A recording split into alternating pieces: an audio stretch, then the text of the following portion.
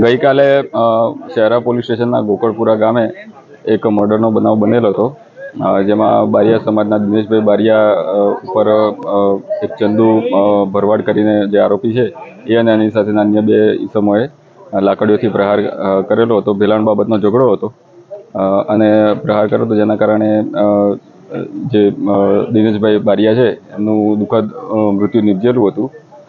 પોલીસે તાત્કાલિક એક્શન લઈ આરોપીઓ પકડવાની કામગીરી કરેલી છે. આજે દિનેશભાઈની જે અંતિમ યાત્રા હતી એ દરમિયાન બારિયા સમાજના અમુક જે લોકો હતા એ લોકોનો એવો આગ્રહ હતો કે બોડીને ભરવાડ સમાજના લોકોના ઘરે લઈ જઈએ અને ત્યાં એમની અંતિમ સંસ્કાર એમના ઘરમાં કરીએ. પોલીસે આ સમગ્ર જે સરઘસ હતું એને અટકાવવાનો પ્રયત્ન કરીને એમને સમજાવટ કરવાનો પ્રયત્ન કરેલો, પરંતુ લોકો સમજેલા ન હતા.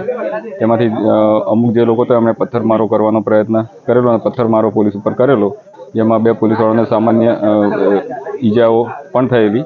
પોલીસે સ્થિતિ કાબૂમાં કરવા માટે ટીયર ગેસના સેલ લગભગ 8 ટીયર ગેસના સેલ છોડેલા છે.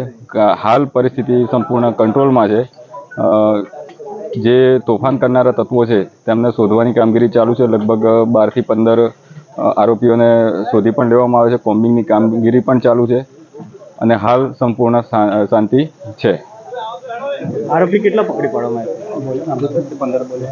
હાલ 10 થી 15 જેટલા પકડવામાં આવે છે. જે એની વિગતો નામ સાથે આપને આપવામાં આવશે, પણ અત્યારે હાલ પ્રાથમિક રીતે 12 થી 15 જેટલા પકડવામાં આવેલા છે.